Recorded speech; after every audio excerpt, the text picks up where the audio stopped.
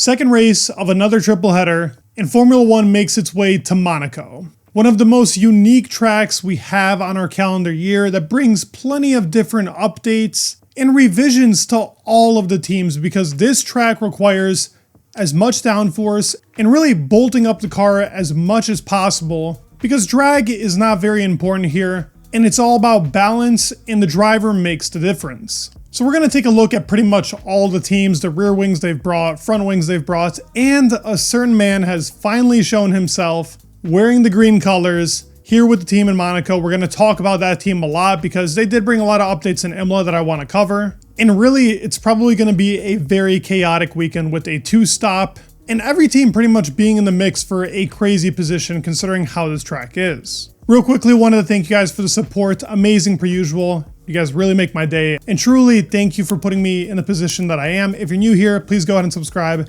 It means a lot and it does a lot for me. Let's get started with the rear wings in Monaco. Starting off with the top 4 teams. Well, we do have 2 completely new different rear wings here and some that were brought from the previous seasons. Taking a look at McLaren, this is brand new. They have yet to bring this. It is high in downforce. I wouldn't say it's max, as we've seen bulkier rear wings, but if you compare it to what we've seen this year, it's definitely the highest load that they've had. They've exaggerated a lot more that bottom spoon on the lower section of the rear wing, and the upper section itself is also extended to give it more rear downforce and in general the downforce that it needs for a better balance in Monaco. This car is super strong in the traction zones and anything with slow speed corners. It's been the car of the year, at least in the slow stuff. And Monaco is all slow, so it's going to be a great track for them. They don't have too many actual upgrades to the car, but they have a lot of little minor updates just to add on and bolt on as much downforce as possible. Looking at Red Bull, they also have an updated rear wing, and I will compare some of these to 2024 versions just so you can see what's been done differently. For Red Bull, they were always much more exaggerated on the upper section of the rear wing. This year, that lower section doesn't have the same curve that it did, having a little bit more of an upper flap on the lower section. This year, they've toned that down. It's still a big bulky rear wing. I wouldn't say it's as big and as exaggerated as the McLaren, but I would still classify it as high load for this track. And the Red Bull has struggled a bit in slow speed corners. Their car is better this year than it was last year, but they are definitely not the best team when it comes to slow speed stuff. There's 2 teams that I think are better than Red Bull, and that is the Mercedes car. Now, there was a lot of talk of Imola that the rear wing was changed. There's not as much flexing, same with the front wing. That will play a difference here in Monaco if that has been done, which I talked about, and it has been shown that they have less flexing in the front and the rear wing. That has helped a lot with them being able to really brake a lot deeper into these corners and have a better balance. The car looked a bit all over the place. They did change a bit of the rear suspension as well, which is also a key component. They got to get a handle of that, especially here in Monaco where balance and setup is everything. It's the same rear wing from 2024. Not much has changed, but this car has been very strong in slow speed, so I still expect them to be a little bit better than the Red Bull. Yet again though, the driver makes the difference here. It's not just about the cornering types, it's about whether the driver has the balance to put it all together. Now, Ferrari is rocking the same rear wing they had in 2024. High load, big lower section. You can't really see it too much from this angle, but it's pretty flat and big. And they did end up winning the 2024 Monaco GP. Leclerc is a master of the Monaco streets, so I'd never count him out. But it's going to be a pretty tough weekend. Both Mercedes and Ferrari do not have new rear wings, just brought them over from 2024. McLaren with a big bolty one, and same with Red Bull, brand new. Looking at the next 4 teams, we have Alpine, Haas, Aston Martin, and Williams. The Alpine has brought over a couple of different configurations from 2024. First, looking at the rear wing, exactly the same from 2024. Their car was pretty good here. 2023 was definitely a great season with Ocon on the podium, and Gasly actually had a potential to be on the podium if it wasn't for a couple of strategy blunders. The car is really strong in the slow speed stuff. When it doesn't have that engine deficit, you can't count Alpine out. So it's going to be a weekend to look out for them. Big and bolty, like all of the rest of them. High load, the most that we've seen throughout the season. Looking at Haas, very similar to that of the Red Bull rear wing. It's not as exaggerated like a McLaren per se, but still big and bulky. Haas car's been good in slow speed, but they suffer on the tracks with a lot of bouncing. Monaco has bumps like crazy. I mean, it's been there for the longest. It's never going to change.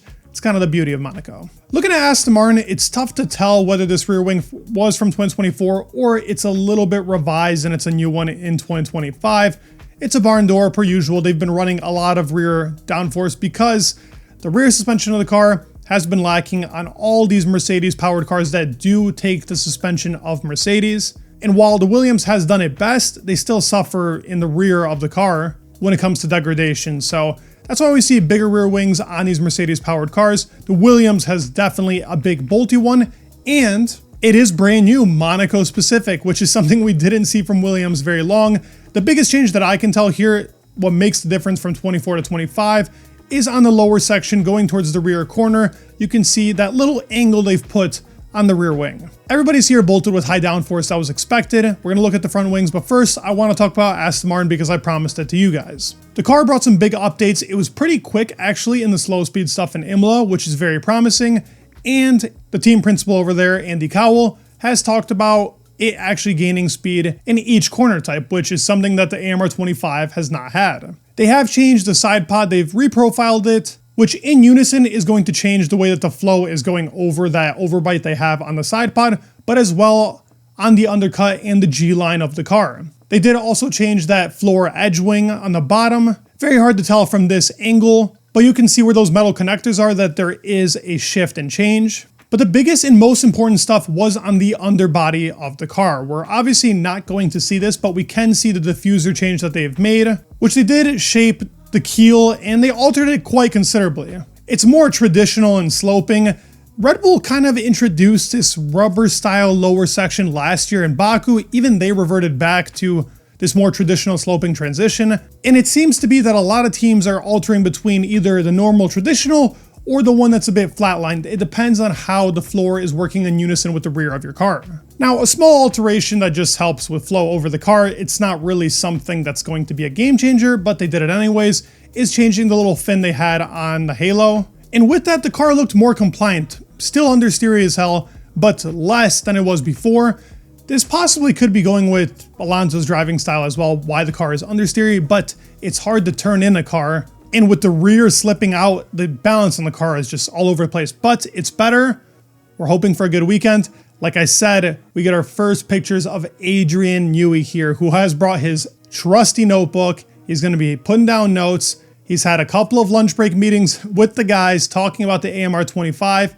And of course, it has gotten a little bit better because of him. Just seeing this guy in green, it looks right and it makes it pretty exciting for anybody that likes Aston Martin and Alonso in general, or even Lance Stroll. But he is going to be jotting down notes. He's working on the 2026 car. Aston will be testing 2026 parts actually pretty soon. There's a big upgrade coming in Spain as well. Looking at the Ferrari real fast, they do have this new sticker of the 75 shell, which actually looks pretty clean within the side pod if you ask me. But another focus that I wanted to talk about was the cooling from Monaco.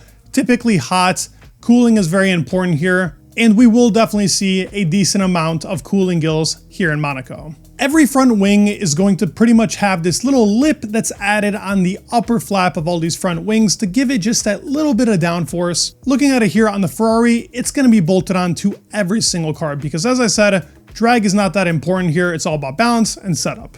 We also did get a video from the paddock, which is real nice, looking at the Alpine car, and yet again, they keep putting on these 2024 front wings. They don't tend to use them in the GP, but they are mixing it up with the car, and we do see it bolted on to Franco's car right there getting worked on, as well as it being down on the floor as a replacement. A lot of teams have brought plenty of front wings here, as it's always that track where you hit the wall, you're going to get a bit of chipping on that front wing, so there's going to be plenty to be seen throughout the paddock. What we also do see here is a nice picture of the Red Bull. As you can see in the back, that is their big, bulkier front wing that Max has been using.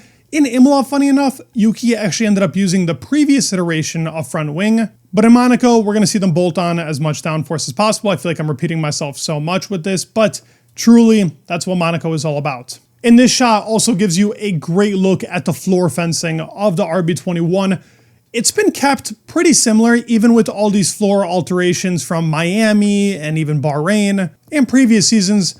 That first Venturi tunnel, the little cutout they end up doing and making it pretty much look like a shark, has been real important for altering the flow going through that first Venturi tunnel. And in this season specifically, Las Vegas, we saw it also last year. On the second Venturi tunnel, you can see it actually going above, hitting the upper section of the floor. As I talked about with Mercedes, they did change that rear suspension arm and some of the front suspension fairings with the new engine cover bodywork as well. They still had a good qualifying, it's just that their race pace was weaker in the rear, probably because they have yet to adapt, because this is still a change and it can make a difference in the rear suspension.